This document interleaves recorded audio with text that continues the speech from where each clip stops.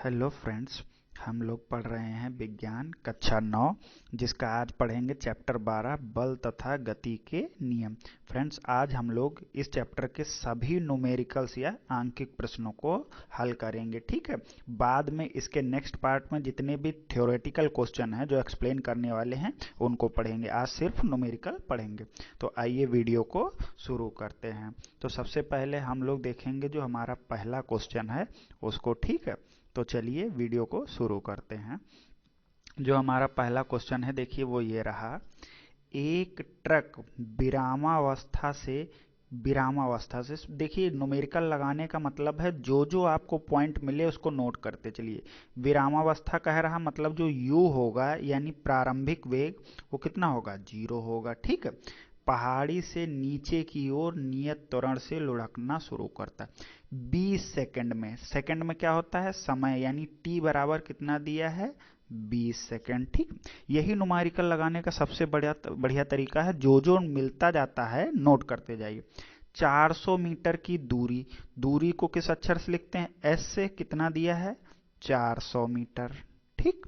चलिए, तय करता है। इसका त्वरण ज्ञात करना है। त्वरण किस अक्षर से लिखते हैं, a से। तो a बराबर अभी हमको निकालना है।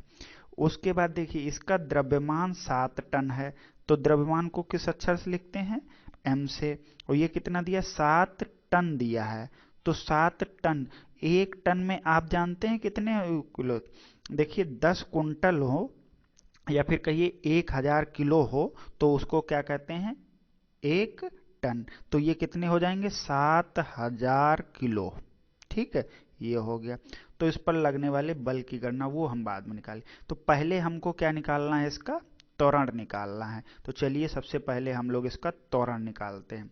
तो देखिए, u पता है, t पता है, s पता है, a पता है। तो अब हमको क्या निकालना है, इसका त्वरण निकालना। तो देखिए किस सूत्र से हम इसको सॉल्व कर सकते हैं। चलिए, हमने पढ़ा है v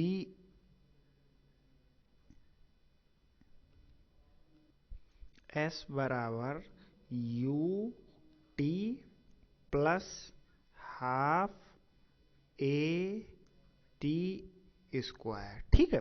यहां से ये फॉर्मूला है। तो इस गति के समीकरण से हम लोग देखिए कैसे, s हमको कितना दिया गया है, 400 मीटर, ठीक। चलिए, u कितना दिया गया है, 0। इसमें t का गुणा करेंगे तो कोई प्रॉब्लम नहीं, t की जगह कितना लिख दिया गया है, 20 लिख दिया गया है।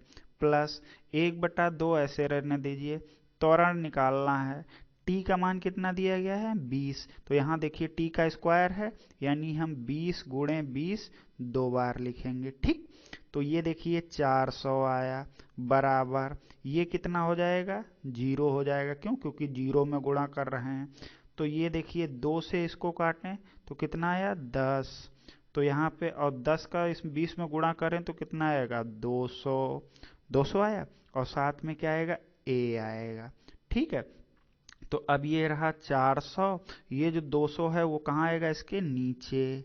और बराबर में क्या आएगा, a, ठीक है। अब देखिए ध्यान से, इससे इसको काटें तो कितना बचेगा, 200 को के 400 कैसे कटेगा, दो बार में, यानी a का मान क्या आया, 2 आया। और a होता क्या है, त्वरण, और त्वरण किस में लिखते हैं, मीटर प्रति सेकंड स्क्वायर में। तो देखिए सबसे पहले हमने क्या किया, त्वरण पता कर लिया। अब हमको द्रव्यमान देखिए पहले से दिया हुआ था। अब हम क्या करेंगे, इस पर लगने वाले बल की गणना कर लेंगे। तो देखिए बल की गणना कैसे करेंगे, हम जानते हैं कि बल बराबर क्या होता है, बल को किस अक्षर से लिखते हैं, F से। और F बराबर होता है m गुणे में a, ठीक है।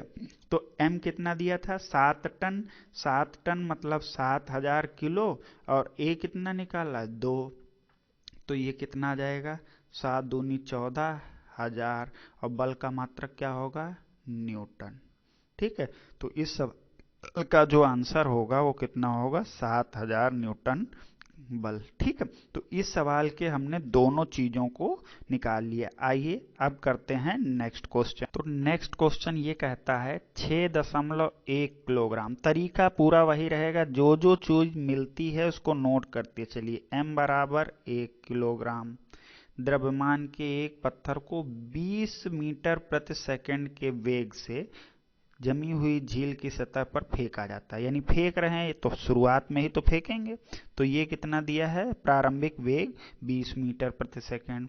पत्थर 50 मीटर की दूरी को किस अक्षर से लिखते हैं, 50 मीटर, एस से लिखते हैं। और कितना है, 50 मीटर तय करने के बाद रुक जाता है। देखिए रुक जाना मतलब अंतिम वेग कितना हो जा रहा है, अंतिम वेग हो जा रहा है 0।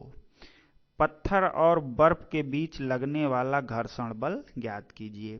तो देखिए हम लोगों को घर्षण बल यानी F पता करना है। ठीक, चलिए तो हम लोगों ने पहले क्या करना है, इसका त्वरण निकाल लें। क्या निकाल लें, त्वरण निकाल लें, तो बल अपने आप निकल आएगा। ठीक है, तो त्वरण निकालने के लिए हम लोग कौन सा सूत्र लगाएं, एक सूत्र है v square is equal to u square plus 2as। ये सूत्र पढ़ा होगा, गति का तीसरा समीकरण। तो देखिए v की जगह अंतिम वेग 0 दिया है, u मतलब प्रारंभिक वेग 20 दिया है और u का स्क्वायर करना है। तो हम 20 गुणे 20 दो बार लिख दें, कोई प्रॉब्लम नहीं क्योंकि स्क्वायर है। 2 देखिए यही रहेगा, a हमको निकालना है और s की जगह हम कितना लिख सकते हैं, s जो दूरी है वो कितनी दी गई है, 50 मीटर। ये बात समझ में आई। तो अब देखिए 20 और 20 का गुणा जब करेंगे तो कितना आएगा, आप बताइए, 400। ठीक, और प्लस यहाँ देखिए 2 और 50 का गुणा करेंगे तो कितना आएगा, 100, और साथ में a आएगा और इधर कौन है, 0। तो अब ये 400 किधर आएगा, बाएं साइड लाएंगे तो देखिए क्या हो जाएगा, तो ये 400 हो जाएगा माइनस का और बराबर में इधर सिर्फ 100 आएगा और a आएगा। ये इस 100 कहाँ आएगा, इस 400 के नीचे, और बराबर में क्या आएगा, इधर a, वो इधर 100 आ जाएगा और उधर a रह जाएगा। इससे इसको काटेंगे तो जो -4 आया वो आया त्वरण। ठीक है, यानी जो त्वरण है वो कितना निकल के आया, कितना आया ये बताइए, त्वरण आया कितना, -4 मीटर प्रति सेकंड स्क्वायर। ठीक है, ये हमने त्वरण निकाल लिया। अब देखिए हम लोग बल भी बड़े आसानी से निकाल लेंगे। बल जो होता है वो F बराबर क्या लिखेंगे, m गुणे में a, यही तो लिखते हैं। m आपको दिया है, कितना दिया, 1 किलोग्राम का पत्थर था। ठीक है, और त्वरण आपने कितना निकाला, -4।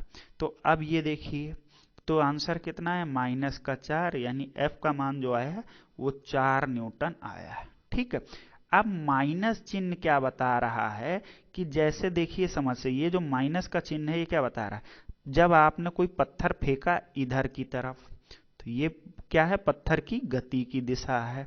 और घर्षण बल जो होता है, याद रखिएगा, घर्षण बल हमेशा गति के कहाँ, विपरीत दिशा में कार्य करता है। तो घर्षण बल किधर की तरफ लगेगा, इधर की तरफ। तो यानी जो घर्षण बल की दिशा है वो गति के एकदम ठीक विपरीत है, यही ये माइनस चिन्ह बता रहा है। ठीक है, तो इस तरह से हम लोगों ने ये दूसरा क्वेश्चन कर लिया। ठीक है, चलिए अब करते हैं